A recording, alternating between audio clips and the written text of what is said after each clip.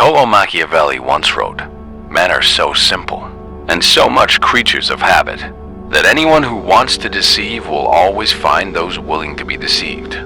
If this is true, then manipulation isn't an exception. It's a constant possibility, woven into the very way humans interact. And perhaps this is why the most dangerous manipulators don't raise their voices. They simply smile. Think about the last time you felt guilty for something you didn't do, or found yourself apologizing when you weren't even wrong. At first, it probably felt like you were just being too sensitive or overthinking things. But what if that wasn't the case? What if your guilt wasn't born from your actions at all, but carefully planted there by someone else? Chances are, you weren't overreacting. You were being manipulated. The truth is, the most dangerous manipulators don't shout. They don't storm into rooms demanding obedience. Instead, they smile. They charm. They make you feel seen, understood, even special. And it's only later, sometimes much later, that you realize something is off. By then, the threads are already around you, subtle and nearly invisible. This is the paradox of manipulation. It rarely looks like control in the beginning. It looks like connection. And because it looks so harmless, we welcome it, until we discover we've been walking into a trap all along. But here's the question worth asking. What truly drives someone to twist another person's thoughts without them noticing? Is it pure malice? Is it strategy? Or could it be rooted in something deeper? An insecurity so profound that control becomes their only way to survive. To answer this, we need to look at the psychology of masks, the disguises manipulators wear, and why they wear them. They rarely look like villains. In fact, manipulators often appear as the most captivating, magnetic people you'll ever meet. They know exactly how to draw you in, with charm, with attention, with a sense of connection that feels almost too perfect. But behind that polished exterior lies something more fragile than most realize. Not strength, but insecurity. Alfred Adler, one of the founding voices of depth psychology, argued that human behavior is often shaped by what he called the inferiority complex. Beneath confidence, beneath control, many individuals secretly wrestle with feelings of inadequacy. For some, this hidden wound becomes fuel for growth. But for others, it mutates into a craving for control. Manipulation, in this sense, isn't always a calculated evil plan. Sometimes, it's the desperate attempt of a person who feels small, using subtle strategies to bend others in order to feel larger themselves. This is why manipulators are rarely obvious at first. They wear masks crafted to cover their own vulnerability. They present themselves as protectors, lovers, mentors, or allies, when in truth, their primary goal is not connection, but control. To understand them, we must peel back that mask and look at the fragile psyche beneath. Niccolò Machiavelli, writing in the 16th century, captured this truth long before modern psychology had words for it. To him, power was survival. He observed that rulers could not afford to be naive. Appear kind, he said, but be ready to deceive. Present virtue, but act ruthlessly if survival demands it. For Machiavelli, influence was not simply a matter of politics. It was the difference between life and death. And in many ways, the manipulator embodies this same logic in everyday life. To them, relationships are not built on mutual respect, but on leverage. If they do not control, they fear being controlled. But here lies the enigma. Many manipulators are not consciously plotting. They are not villains sketching strategies in dark rooms. Instead, they operate from instinct, a learned survival mechanism. Perhaps it began in childhood, where gaining approval meant twisting behavior to please a parent. Perhaps it arose in adolescence, where social groups punished vulnerability, teaching them to control rather than risk rejection. Over time, the mask fuses with the face, and they no longer separate their true self from the role they play. And this is where it becomes dangerous. because manipulation often hides in plain sight. A smile can disarm, a kind gesture can conceal motives, and words that sound protective can actually be weapons designed to weaken your sense of self. What makes manipulation so effective is not its cruelty, but its camouflage. By the time you suspect something is wrong, the web is already tightening. But what truly drives someone to twist another person's perception without them noticing? Is it pure selfishness or something more deeply embedded in the human struggle for worth and recognition? To answer this, we must look deeper into the psychological roots that make manipulation not only possible, but in some lives, inevitable. And this is the danger of the mask. It doesn't just hide who the manipulator is. It hides what they truly want. To see through it, we need to go deeper, past the surface charm and into the hidden motives that drive manipulation itself. That's where the real story begins. If the mask of manipulation is what we see, the roots lie much deeper, buried in the soil of unmet needs, unhealed wounds, and a constant struggle for significance. To understand why someone manipulates, we must step into the inner world they often hide, even from themselves. Alfred Adler suggested that all humans are born into a state of weakness. A child is completely dependent, fragile, and surrounded by figures who appear far more capable. From this helplessness grows an awareness of being less than, what Adler called the inferiority feeling. For most people, this awareness becomes a healthy motivation, pushing them to grow, to learn, to strive. But for some, that spark of inferiority does not lead to growth. Instead, it festers, hardens, and transforms into a deep fear of ever being powerless again. Out of this soil, manipulation takes root. Imagine a child who learns that honesty leads to punishment, but clever lies keep them safe. Or the adolescent who discovers that playing the role of victim earns sympathy and shields them from blame. Over years, these strategies become more than habits. They become a worldview. Control becomes synonymous with survival. To them, every relationship is an unspoken battle. Either you dominate or you are dominated. Modern psychology adds another layer to this. Studies on attachment have shown that people who grow up with inconsistent caregivers often develop anxious or avoidant bonds. They learn that love can vanish at any moment, so they cling or withdraw or manipulate to hold on to a sense of security. What looks like cunning is often desperation disguised as strategy. Nietzsche, though best known for his call to strength, also warned of the dangers of weakness masked as morality.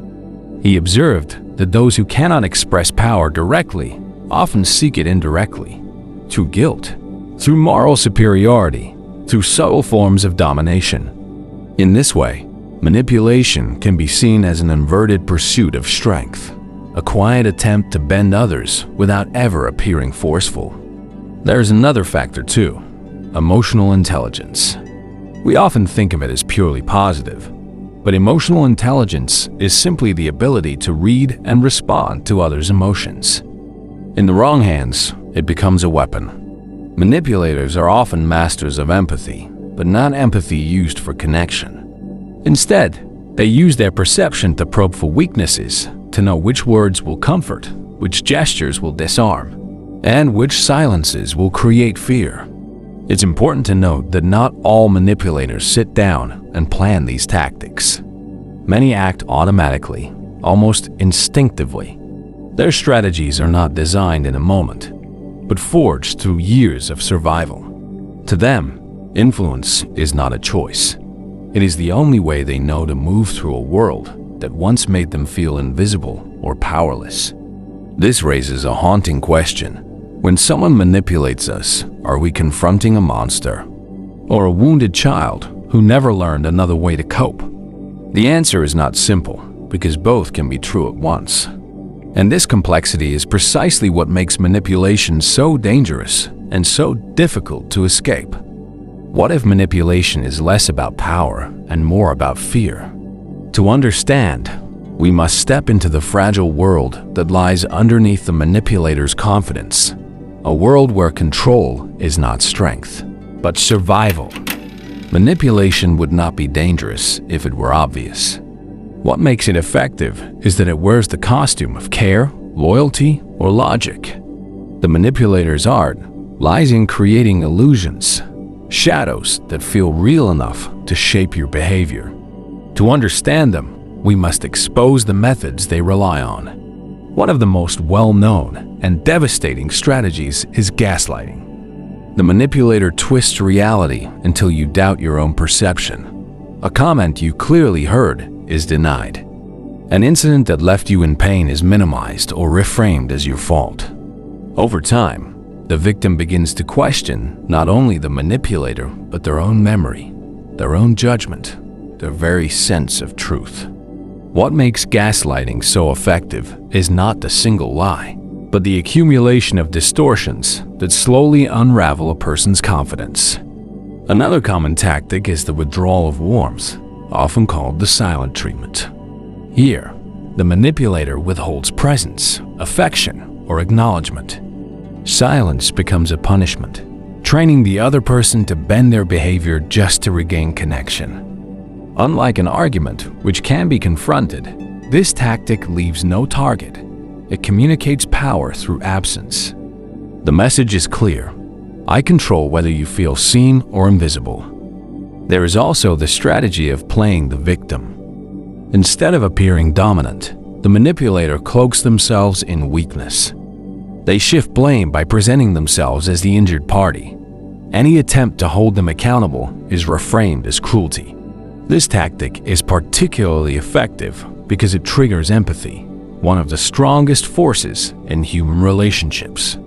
By hijacking compassion, manipulators make resistance feel like betrayal.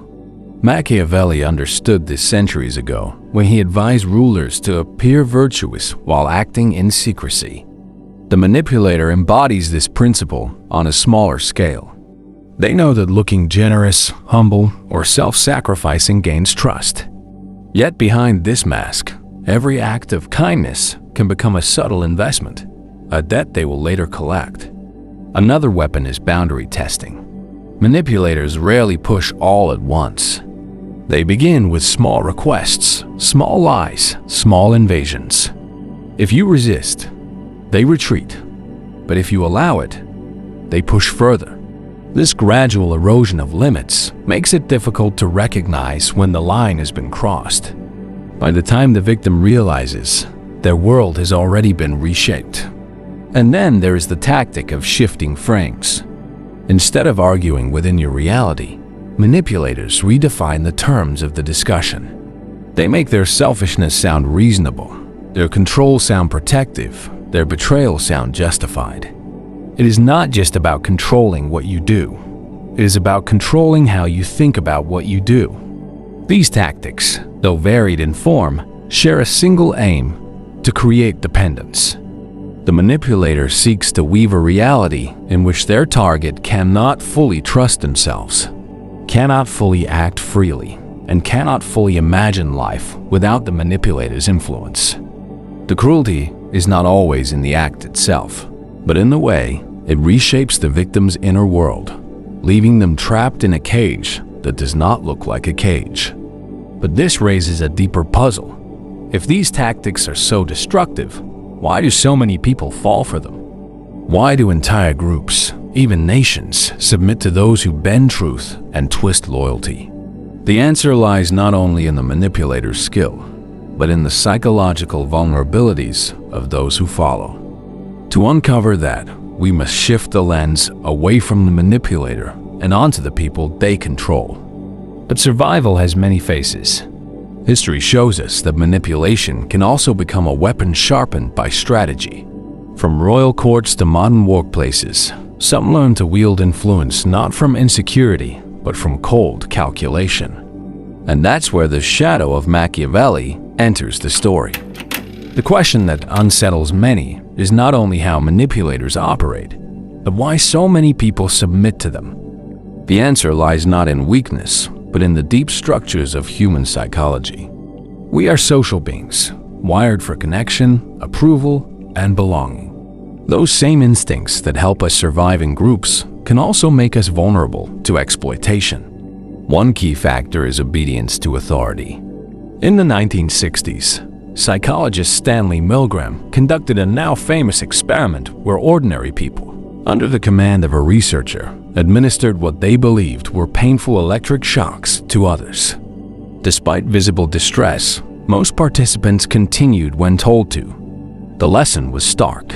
Humans have a powerful tendency to comply when authority is present, even against their own moral compass.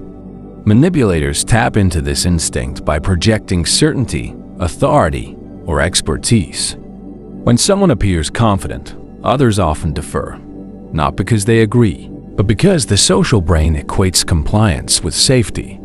Another powerful dynamic is fear of rejection. From childhood, we are conditioned to seek approval and avoid exclusion. Evolutionarily, rejection once meant isolation from the tribe, which could equal death. Though the threat today is social rather than physical, the brain reacts as if both are life-threatening. Manipulators exploit this fear by creating conditional acceptance. You're valued as long as you agree, obey, or submit. Many people will silence their doubts to avoid the deeper pain of abandonment.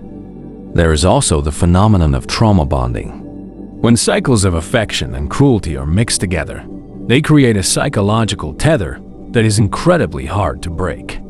The unpredictability of reward strengthens attachment, much like gambling addicts cling to the slot machine. Victims of manipulation often cling tighter, hoping that the kindness will return, even after repeated harm.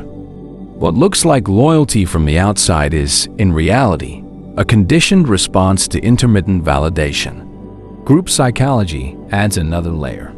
Social scientists have long studied conformity, most famously through Solomon Asch's experiments.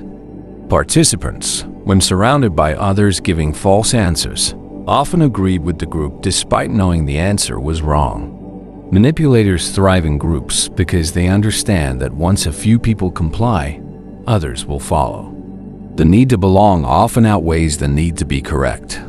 Beyond these experiments, there is a subtler force at work, the human longing for meaning. Manipulators often offer a narrative that makes sense of confusion. They position themselves as guides, protectors, or visionaries.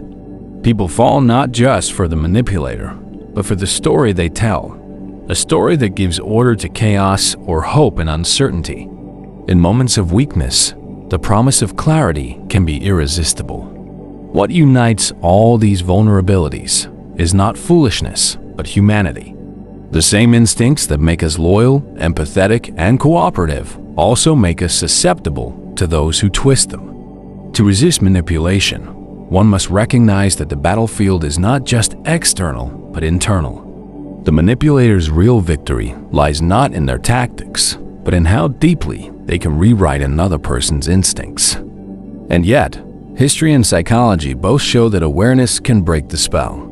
Once someone sees the strings being pulled, the illusion weakens. Which brings us to the final question. How does one step out of the manipulator's web and reclaim their sense of self? Yet manipulation doesn't only live in history books. It's here, in the quiet ways people guilt you, flatter you, or twist silence into a weapon. The tactics may look ordinary, but their effect is anything but. To break free, we must first name these hidden games. The most difficult part of escaping manipulation is not leaving the person. It is leaving the story they convinced you to believe. Manipulators thrive by shaping narratives that keep you questioning yourself and doubting your worth. To break free, you must begin not with confrontation, but with clarity. The first step is naming the pattern. What cannot be recognized cannot be resisted. Manipulators rely on confusion, on keeping you uncertain about what is happening. The moment you can put words to their tactics, gaslighting, guilt-tripping, silence as punishment, you begin to reclaim control. Clarity is the first crack in their carefully crafted illusion. The second step is restoring boundaries. Manipulators test limits, slowly pushing until they have unrestricted access to your emotions and choices. Re-establishing boundaries means drawing lines that cannot be negotiated. This may look like refusing to explain yourself endlessly, walking away from circular arguments, or declining requests that serve only their control. Boundaries are not walls to shut people out. They are doors you control, deciding who enters and under what conditions. Alfred Adler believed that human growth requires moving from feelings of inferiority toward a sense of contribution and self-respect. For those under manipulation, reclaiming this sense of value is crucial. Instead of seeking worth through the manipulator's approval, one must begin to ground identity in personal strengths, meaningful relationships, and inner conviction. To Adler, power did not mean domination but cooperation, the ability to live authentically without bending to false control. There is also the role of detachment. Søren Kierkegaard wrote that despair often comes from living for the expectations of others. Instead of living in truth before oneself, manipulators feed on this very despair, binding people to their approval. Freedom begins when you no longer depend on their validation to define your existence. This is not indifference. It is choosing to stand firm in your own center, regardless of their shifting moods or demands. Practically, breaking free often requires changing the environment. Distance weakens the manipulator's grip. This may mean reducing contact, seeking support from trusted allies, or in severe cases, cutting ties completely. Many victims hesitate, fearing loss. Yet what feels like losing connection is often the first breath of genuine autonomy. Another key is strengthening self-trust. Manipulators succeed by eroding confidence in your own judgment. To rebuild, start with small decisions made independently and honor them. Every time you trust your perception over their distortion, you restore part of the self that was stolen. Finally, freedom is sustained not by bitterness, but by growth. The danger of escaping manipulation is carrying the scars forward, distrusting everyone, closing your heart, living in suspicion. True recovery is learning discernment without losing openness, wisdom without hardening into cynicism. When you break from a manipulator's web, you do more than escape another's control. You reclaim your own narrative.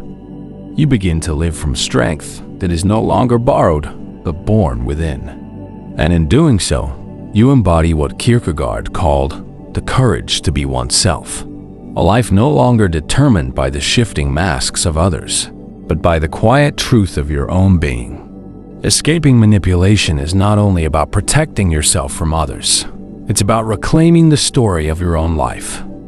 And that's where this journey leads, toward the freedom to live without their strings attached. When the grip of a manipulator finally loosens, the relief is real, but it's often followed by a strange silence. Many expect anger or freedom to be the only emotions. Yet what comes first is often confusion and grief. Why grief? Because even harmful relationships held meaning. You're not only leaving behind pain, but also the hopes and illusions that kept you there.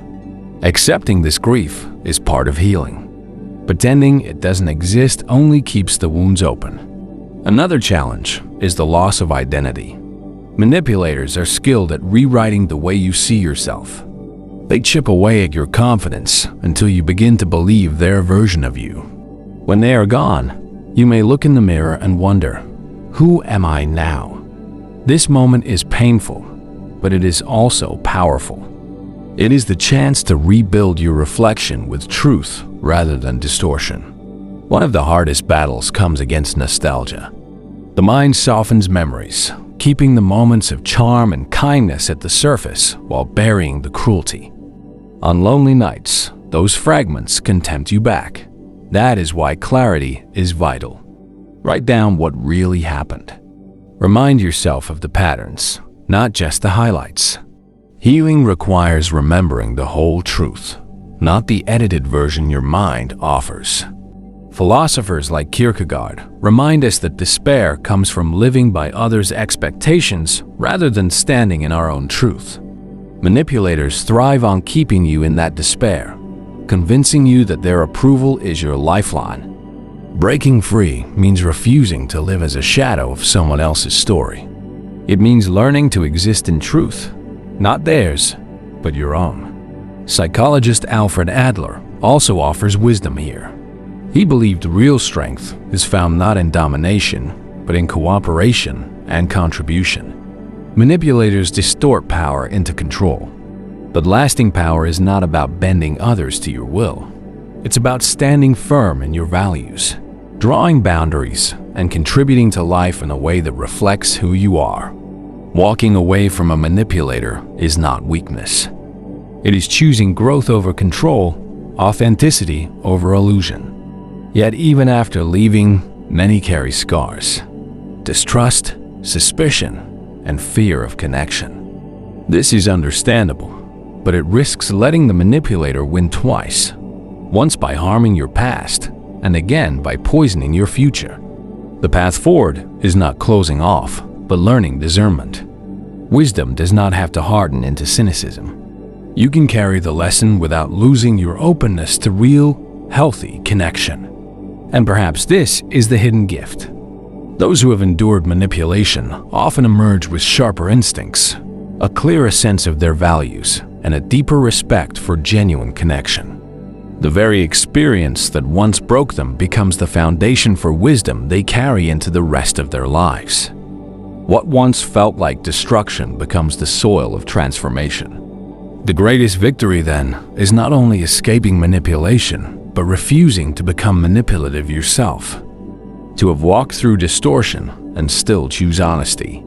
To have seen masks and still value authenticity. That is strength manipulators can never touch. If you are listening now and see yourself in these words, know that freedom is a process. Some days it feels like progress, others like you've taken a step back. That's normal. Healing is not about perfection, but persistence. Each choice for clarity, each boundary you keep, each time you trust yourself again, these are victories. And if you've never been caught in such a web, the knowledge still matters. Manipulation is not limited to toxic partners or overbearing bosses. It appears in workplaces, politics, even casual friendships. To understand it is to protect yourself, to choose influence rather than be controlled by it. In the end, this is not only about manipulators. It is about us, our longing for connection, our struggle with self-doubt, our search for freedom. The manipulator may twist, but they cannot erase the human drive for truth. Once you see through the illusion, their power ends. So, if this message has spoken to you, take a moment to reflect, and if you believe others need to hear it too, share this video. And if you want to walk further with us into the psychology and philosophy of the human mind, consider subscribing. Every story we tell here is another step toward clarity in the chaos. And sometimes, clarity is the very thing that sets us free.